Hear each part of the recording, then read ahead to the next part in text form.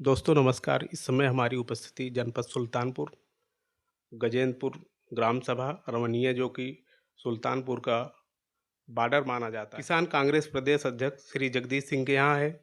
हम इनसे बातचीत के दौरान जानना यही चाहते हैं कि आप 2004 के दौरान जिला पंचायत चुनाव लड़े और जिला पंचायत का पद विलुप्त होता हुआ नजर आ रहा है।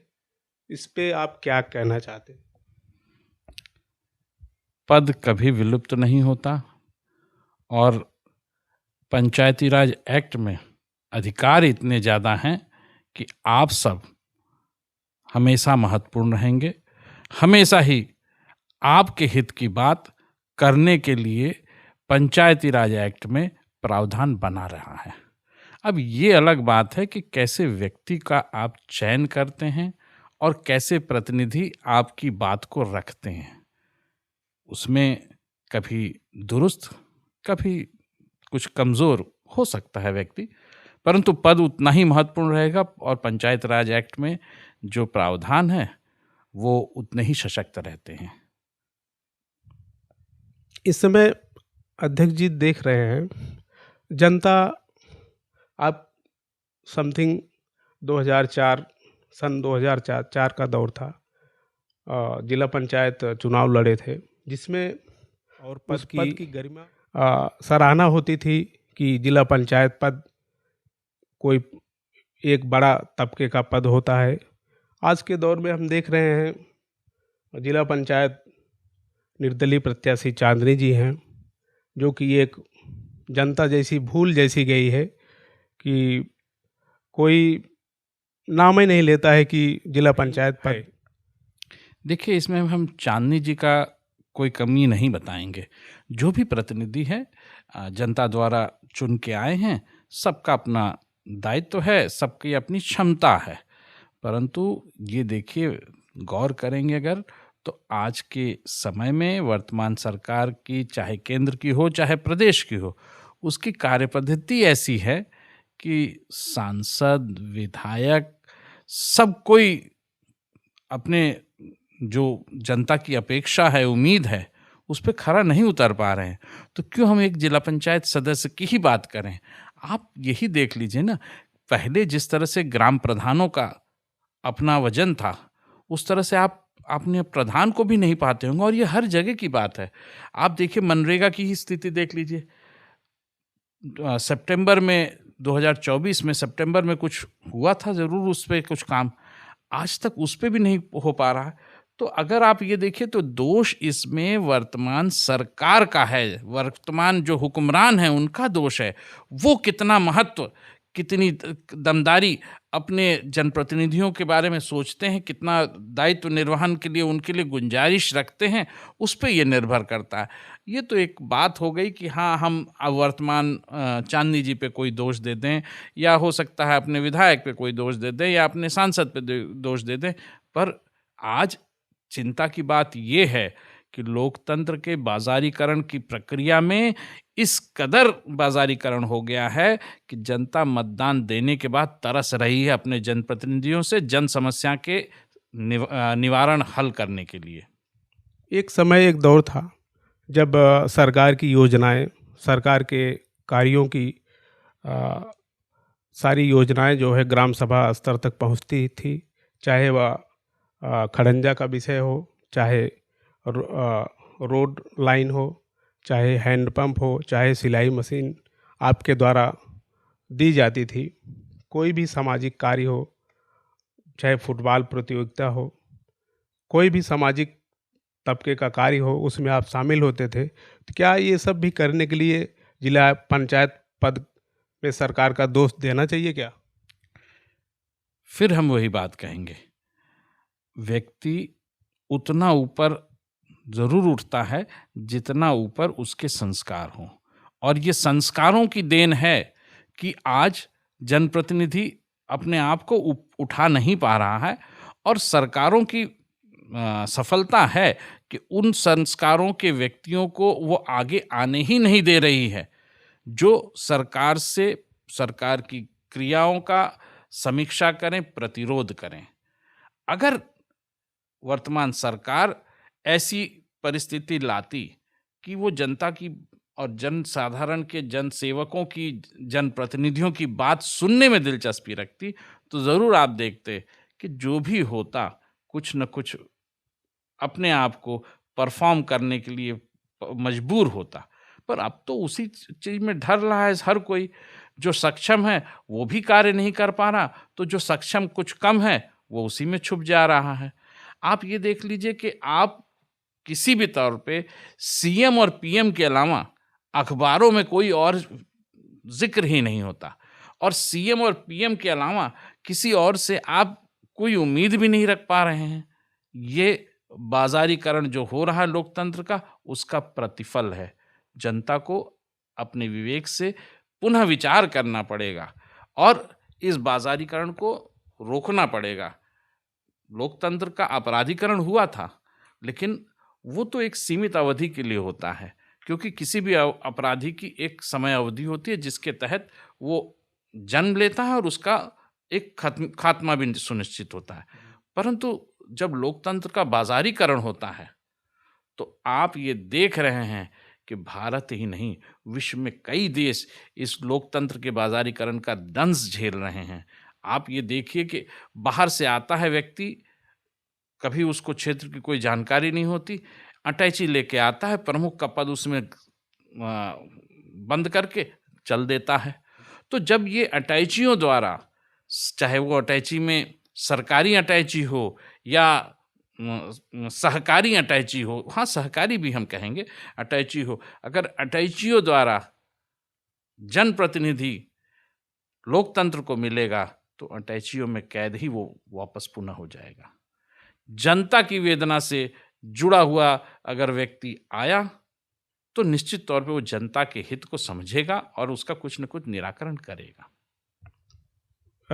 अध्यक्ष जी, जानना चाहेंगे जैसे कि आप 2004 के दौरान एक पद की, जिला पंचायत पद की गरिमा हम कह सकते हैं कि आपने बढ़ाया, गौरवान्वित किया क्षेत्र के लोगों को, और जो भी विकास रहा आपके द्वारा, जो भी समाज की उम्मीदें आपसे अभी तक निरंतर बनी हुई हैं, तो ये आरक्षित सीट का जो सिस्टम कादीपुर विधानसभा में चल रहा है, इस पे आप निरंतर तत्पर हैं और लड़ाई बाई कोर्ट लड़ रहे हैं संविधान के अनुरूप। तो हम चाहते हैं कि के दौरान जो चुनाव लड़ा उसके बाद से आप अपनाए रहे और कोई चुनाव नहीं लड़े, तो आगे आपका विचार क्या है? चुनाव लड़ना न लड़ना एक परिस्थिति के हिसाब से निर्णय होता है, और एक चुनाव लड़े थे, जिला पंचायत का चुनाव लड़े थे, और जनता ने भरपूर समर्थन देकर हमें सेवा का अवसर दिया था। जो कुछ बन पड़ा ज़रूर किया गया, परंतु हमारा ये विश्वास है कि हर किसी को मौका मिलना चाहिए। अब जिला पंचायत के लिए हम बार बार प्रयास किए कि हमारे छोटे भाई बहन जो और हैं, ये सब उस पद को शोभित करें और उनको भी अवसर मिलना चाहिए। वो सब भी अपने अपनी क्षमताओं के अनुरूप जनता के दुख दर्द को समझते हुए कुछ न कुछ करें।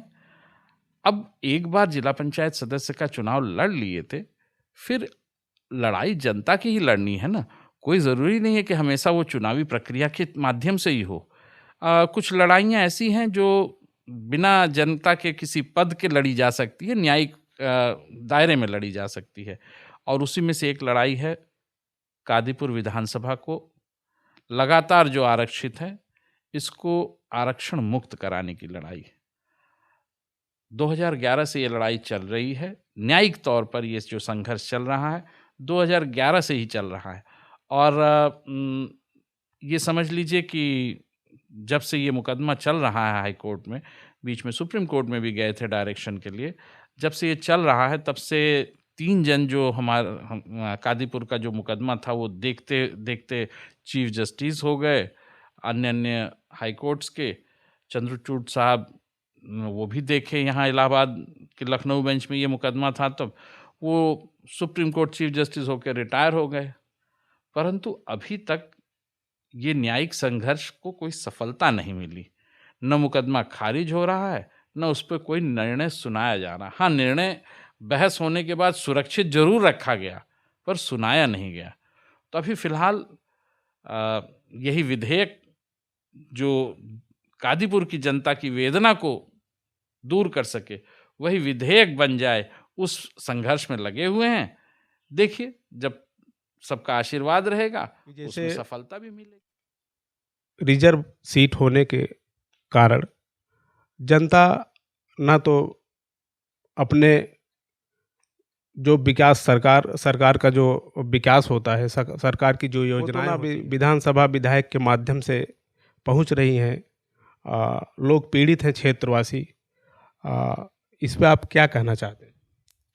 देखिए, ये दंश इसलिए नहीं है कि सीट सुरक्षित है।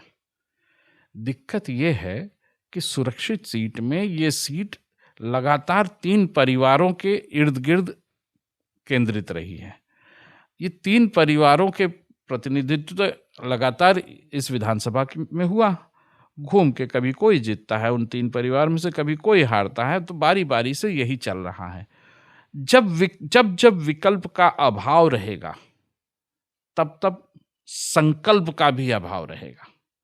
और जब संकल्प का अभाव रहेगा, तो विकास का संकल्प बिल्कुल किसी न किसी तरह से बाधित रहेगा, किसी न किसी तरह से उसमें हम खामियां देखेंगे। तो अभी विकल्प के अभाव में, संकल्प के अभाव में कादीपुर का विकास बाधित हो रहा है। कादीपुर विधानसभा सीट आरक्षित है, इसके बीच आप क्या संदेश देना चाहते हैं क्षेत्रवासियों को? मतदाता तैयारी है, उसमें विधानसभा का न्यायालय द्वारा कुछ निस्तारण हो पाएगा या नहीं? देखिए, 2027 में अगला विधानसभा चुनाव है। नियमतः देखा जाए तो हर महीने डेट लग रही है, और इन्हीं डेटों में इसका निस्तारण हो जाना चाहिए। उम्मीद है न्याय कादीपुर की जनता को अवश्य मिलेगा। उम्मीद है कि इस न्याय संघर्ष में जनता का जो आशीर्वाद है, वो एक सकारात्मक दिशा में परिणित होकर जनता की आकांक्षाओं को परिपूर्ण करेगा। हाँ, एक चीज जरूर कष्ट है कि ये सारे संघर्ष में न्यायिक प्रक्रिया को जिस तत्परता से इसके निराकरण के बारे में सोचना चाहिए था, वो हुआ नहीं। अब ये देखिए कि ये सिर्फ कादीपुर की बात नहीं है, ये भारतीय लोकतंत्र की बात है कि आरक्षण को चक्रानुक्रम रहना चाहिए। अगर पंचायतों में चक्रानुक्रम आरक्षण है, तो क्या कारण है कि ये जनप्रतिनिधि जो लोकसभा में, विधानसभा में बैठे हैं, उनको इस बात का क्यों नहीं आभास है कि लोकसभा और विधानसभा में भी आरक्षण चक्रानुक्रम हो? बिल्कुल होना चाहिए। और अगर ये चक्रानुक्रम आरक्षण रहेगा, तो आप ये पाएंगे कि हर जगह हर तबके को चुनावी प्रक्रिया से जनसेवा का अवसर समान रूप से मिलेगा। और वही समानता की लड़ाई आर्टिकल 14 की, जो हमारे कादीपुर के वोटर की राइट है, उसी की लड़ाई लड़ी जा रही है। आर्टिकल 19 अभिव्यक्ति की आज़ादी की लड़ाई लड़ी जा रही है कि इस लोकतंत्र में मतदान देने की, मतदान द्वारा अपने चयन को अभिव्यक्त करने की जो स्वतंत्रता है, कादीपुर के मतदाताओं को ये नहीं मिली है। ये आर्टिकल 14 और आर्टिकल 19 जो बुनियादी अधिकार है, उसकी लड़ाई है। निश्चित तौर पे इसमें सफलता मिलेगी। आप सबका आशीर्वाद रहे तो ये 2027 में सकारात्मक रूप से हम आप देख सकेंगे। इसी उम्मीद के साथ हम अपनी बात को विराम देते हुए कादीपुर विधानसभा के मतदाताओं से अपील यही करते हैं कि अपनी राय कमेंट बॉक्स में ज़रूर दें कि कादीपुर विधानसभा जो आरक्षित है वो पुनः जनरल होनी चाहिए। सबका अधिकार है चुनाव लड़ने का, संविधान के अनुरूप सबको चुनाव लड़ने का हक है। अपनी राय कमेंट बॉक्स में ज़रूर दें। धन्यवाद।